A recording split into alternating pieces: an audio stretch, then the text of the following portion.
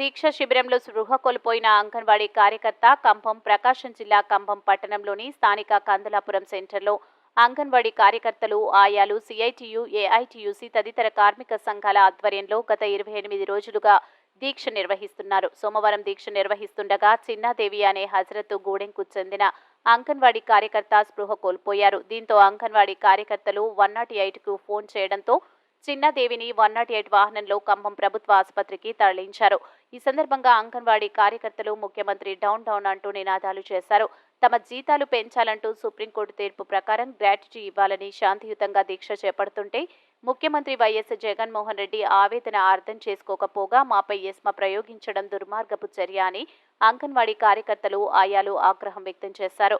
ఈ సందర్భంగా GO number 2 పత్రాలను తగలబెట్టారు. ఈ కార్యక్రమంలో సిఐటియు జిల్లా అధ్యక్షులు Kalam Subbarao, co convener Sheikh Kajavali, 108 Bhaskar, CITU Kambham మండల కమిటీ సభ్యులు, సిపిఎం మండల కార్యదర్శి టి దానం, ఏఐటియుసి ప్రకాశం జిల్లా కార్యదర్శి ఇబ్రహీం, ఎస్ఎఫ్ఐ వెంకట్, అంగన్వాడీ కార్మికులు వి నాగమణి, ఎన్వి రమణమ్మ, ఎన్వి లక్ష్మీదేవి, లలిత కుమారి, కె మహాలక్ష్మి, ఎస్ నాగమణి మరియు అంగన్వాడీ కార్యకర్తలు, ఆయాలు పాల్గొన్నారు.